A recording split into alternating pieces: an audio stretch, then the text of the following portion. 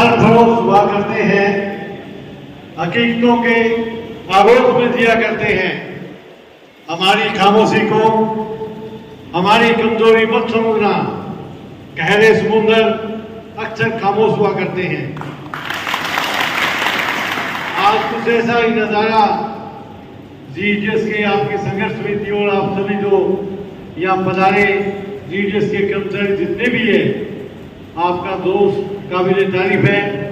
मैं मंच पर उपस्थित गहलोत साहब, सिराना जी, हमारे बागला जी, यादव साहब, दादरिया जी, शर्मा जी और जितने भी उपस्थित यहाँ डाक सेवा के कर्मचारी हैं, हम सब लगभग, मैं खुद ग्रामीण पृष्ठभूमि से हूँ।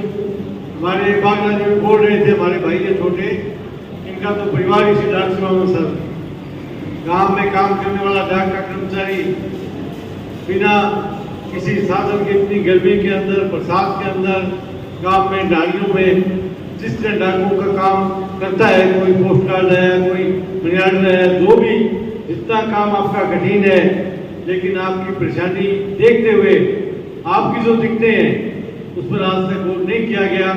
ये बड़ी दुख की बात है।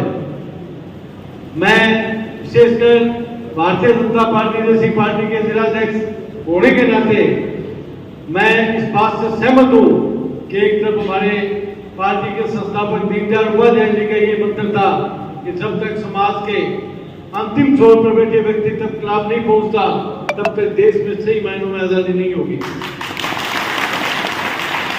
उसी सिद्धांतों पर चलते हुए आज हमारे इस देश में प्रधानमंत्री नरेंद्र मोदी काम कर रहे हैं। उन्होंने समाज के गरीब तबके के अंतिम छोर के व्यक्ति, छोटे कर्मचारी, आपने देखा होगा जब वो वहां के मुख्यमंत्री थे, जब प्रधानमंत्री बने उनके खाते में 22 लाख रुपए थे, लेकिन उन्होंने कहा मैं ये पैसा खुद नहीं लूंगा, मेरे को कोई जरूरत नहीं है। मेरे जो कर्मचारी यहाँ जो मेरा सहायक कर्मचारी के रूप में काम करते थे, जो मेरे रसोई में काम करते थे, रसोइये थे, उन लोगों के बच्चों के साथ आगे एडमिशन के लिए, उन बच्चों की शादियों के लिए पैसा दे दिया जाए। समाज का कामगार वर्ग, मेहनतकश वर्ग, चाहे वो डाक का कर्मचारी है, चाहे मजदूर वर्ग है, वो इस समाज में नए निर्माण करता है, वो इस समाज की बुनियाद है। जब नींव ईंट होती है तो ऊपर के पूरे नहीं खड़ा होते। मैं आपकी बात से ऐसे सहमत हूँ। पिछले जो मैं सांसद महोदय बैठे थे, दोनों जिलों के हमारे जो सेवानिवृत्त सैनिक है उनका एक शिष्टमंडल आया था, वो 30-40 की संख्या में थे। हम कहते पुरानी तो उनको पेंशन का लाभ लेने की बात थी, या उनको विसंख्या थी वेतन में, सैनिकों के भी। मोदी जी ने बड़ा काम किया, वन रैंक वन पेंशन, लेकिन उसमें भी बड़े अधिकारियों ने क्या किया, जो मेजर रैंक से ऊपर के थे, उन्होंने नियम इस तरह बनाए, उनको तो उसमें बहुत ज्यादा फायदा हुआ, लेकिन नीचे वाले जो सामान्य सिपाही के रूप में कर्मचारी थे, फौज में सैनिक थे, उनको वो फायदा नहीं मिल पाया। हम कह देते हैं कई बार आपका दर्द न समझते हुए, डाक में कर्मचारी, डाक का आपका एक बड़ा अधिकारी भी होता है, उसको सारी सुविधाएं मिलती है, लेकिन एक नीचे का कर्मचारी जो काम करता है उसकी दिक्कत क्या है, वो जब तक उनके बीच बैठ उनकी बात नहीं सुनते तब तक पता नहीं लगता। आज आपने हालांकि सुयोग था अपना बैठने का, मैं भी एक्सीडेंटली आया हूँ। सुरेंद्र जी इसके गवाह है, विष्णु जी, मेरे कार्यक्रम अलग थे, लेकिन मेरे को इन्होंने रात में निवेदन किया था, तो मैं उन कार्यक्रमों में आगे पीछे करके जो हमारे, मैं आप सबको भी निमंत्रित करना चाहूंगा। 22 जुलाई को आदरणीय अमित शाह जी, देश के गृह मंत्री, हमारे गंगानगर जिले में आ रहे हैं। हम एक बड़ी जनसभा की तैयारी में लगे हैं।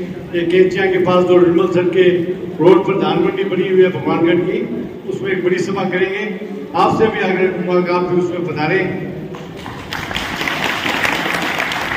जितनी भी को मैं 3.5 वर्ष से 26 दिसंबर 2019 से मैं पार्टी का जिलाध्यक्ष हूँ। इससे पहले मैं किसान मोर्चे का प्रदेश उपाध्यक्ष, पार्टी में अलग पदों पर रहा, मैं पंचायत समिति में प्रधान भी रहा, लेकिन मैं खुद गांव से और एक आम किसान के घर में पैदा होकर मैं समझता हूँ आज एक कर्मचारी की जिसकी नाम मात्र की तनख्वाह है। पहले हम देखते थे, मैं किसी तुलना नहीं कर रहा हूँ, लेकिन एक स्कूल के मास्टर होते थे, मेरे को एक बुजुर्ग बता रहे थे कि हमारी 6 सालों की तनख्वाह में एक राजदूत मोटरसाइकिल आता था पहले, ये हालात थी। आज एक अध्यापक की तनख्वाह भी इतनी सम्मानजनक है कि मोटरसाइकिल तो 1 महीने की तनख्वाह में अच्छा ले आता है, अच्छी क्वालिटी का, चौथे महीने में कार ला सकता है। लेकिन आपकी जो दिक्कत है, नाम मात्र का आपको जो तनख्वाह दी जा रही है, आपकी कोई सेवा की गारंटी नहीं है। कल को भगवान न करे कभी कोई घटना हो, उस कर्मचारी का भविष्य, उनके बच्चों का भविष्य अंधकार में हो जाता है। कर्मचारी के कुछ हुआ, विकलांग हुआ, किसी को और घटना हुई, ये स्वाभाविक है।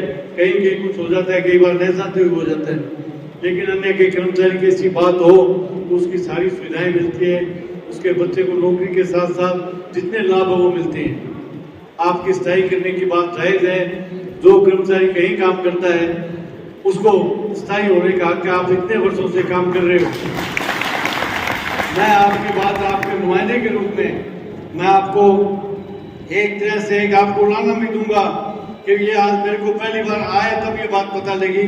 3.5 वर्ष से मैं हूँ, कभी चाहे सुरेंद्र जी भाई के रूप में जरूर मिले, लेकिन इन दिक्कतों के बारे में हमें कोई लिखित में पार्टी के मेमोरेंडम के रूप में हमें नहीं दिया।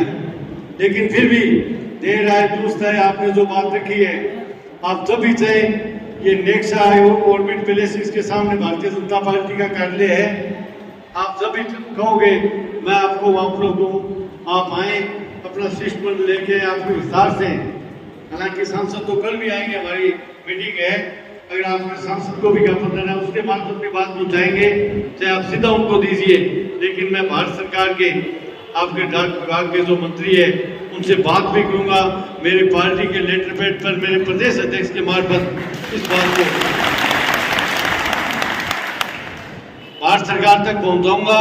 इसके साथ साथ हमेशा जी दृष्टि आ रहे हमारी लगभग मिनिस्ट्रियां होगी, राजस्थान से समुद्र के वाले 4-5 मंत्री भी उस दिन आएंगे जो राजस्थान से बिलोंग करते हैं, और भी मैं आपकी भावनाओं को वहां तक भी पहुंचाऊंगा। अगर ऐसी कोई व्यवस्था हुई, उन्होंने ज्ञापन लेने का व्यवस्था रखी, तो और बहुत से संगठन ज्ञापन देते हैं, तो मैं आपको भी आमंत्रित करूंगा, आप भी उसमें आपका शिष्टमंडल रहे और आपका ज्ञापन भी पहुंचाने का मैं आपका प्रयास करूंगा। आपने बहुत अच्छा काम किया है। संघर्ष के बगैर इस दुनिया में कुछ नहीं मिलता। बच्चा भी अपने कहते हैं कितने रोज रोता है तभी माँ उसको होती है। इसी तरह इसी संघर्ष में, इसी शर्त में ले लीजिए, संघर्ष इंसान के जीवन को निखारता भी है, आगे भी बढ़ाता है। इसलिए आपका संघर्ष काबिल तारीफ है। आपकी दिक्कतें जो बताई, इन विषम परिस्थितियों में आप देश में आगे बढ़ाने में योगदान दे रहे हो। नरेंद्र मोदी का जो दावा है कि समाज के अंतिम छोर के व्यक्ति को लाभ मिले, तो जब आपको लाभ होगा, आप सबसे बड़े माध्यम हो। पिछली बार हमने ये बच्चों हमारे खाते खोले तो सबसे बड़ा उसका माध्यम आप ही थे। आपके मार्फत हमारे पुरुषोत्तम लाल गढ़वाले, इनसे मेरी बात भी होती रहती थी। तो आप नीचे की बात आपसे आम आदमी बात कर सकते हैं, वरना ऑफिस में बैठा कर्मचारी गांव का आदमी के उससे सीधे को बात नहीं करता। उसकी मानसिकता ये होती है गांव का अनपढ़ वाल होगा, लेकिन आप उनके घुले मिले उन्हीं के बीच से हो, तो आपका दुख दर्द हम सबका है। मैं आपकी बात आपको पूरा आश्वासन देता हूँ कि मोदी सरकार तक और मंत्री जी तक पहुंचाऊंगा और पुरजोर तरीके से आपके साथ करूंगा। जब भी ऐसी कोई बात हो, चाहे संगठन के स्तर पर, व्यक्तिगत स्तर पर, आप कभी बेझिझक हमें याद करिए। भारतीय जनता पार्टी के अध्यक्ष के नाते भी, व्यक्तिगत रूप से भी हम कोशिश करेंगे कि आपके दुख दर्द को कम करने में हमारा योगदान हो। हम आपके जो भी आपके खिलाफ अन्याय हो उसमें हम आपका साथ देंगे और अन्याय को बर्दाश्त नहीं करेंगे। आज एक बार पुणे में कुछ देर भी हुआ कि मेरे कई कार्यक्रम थे, आप शायद मेरी वजह से कुछ इंतजार भी कर रहे होंगे, उसके लिए मैं आपसे माफी मांगता हुआ एक बार पुनः आप सबको इस संघर्ष की शुभकामना ये देता हूँ कि संघर्ष से आपका काम निकलेगा और इस संघर्ष को, इस समस्या को हल कराने में हम अपना पूरा योगदान देंगे। मैं जिस भी बात पहुंचाने की बात होगी, मैं पुरजोर तरीके से आपकी बात अलग से पहुंचाऊंगा और आपके शिष्टमंडल के मार्फत भी पहुंचाऊंगा। ऐसा मेरा आश्वासन आप सबको है। एक बार पुनः मैं आप सबको धन्यवाद दूंगा कि आप सबसे मेरे को मिलने का मौका दिया, आपसे मिला। धन्यवाद। जय हिंद, जय भारत। सभी को मेरा नमस्कार। जैसे कि आप सभी को अवगत है और यहाँ सभी ने आपको करवाई किया कि हमारी क्या क्या समस्याएं हैं और हमें किस प्रकार इसका समाधान करना है। मैं सिर्फ इतना ही कहना चाहूँगी कि जिन्होंने शुरुआत की है ये हमारे लिए है, किसी एक के लिए नहीं।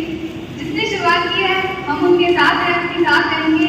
और जैसा कि हम जानते हैं कि संघर्ष के बिना जीवन में कभी कुछ नहीं जैसे महाभारत में भी श्री कृष्ण समझाने गए थे दुर्योधन को, दुर्योधन नहीं माना था, फिर संघर्ष हुआ था, जैसा कि हम जानते हैं महाभारत में भी। तो ऐसा ही कुछ हमें करना पड़ेगा, कोई ऐसी एक महाभारत हमें करनी पड़ेगी जो इतिहास याद रखेगा। और जो भी आज पहल कर रहे हैं, जिसने भी आज पहल की है, इतिहास में हमेशा याद रखेगा। और बस इतना ही कहना चाहूंगी कि मांगने से रोशनी मिलेगी ना कभी, रोशनी के वास्ते मशाल लाइए। मांगने से रोशनी मिलेगी ना कभी, रोशनी के वास्ते मशाल लाइए।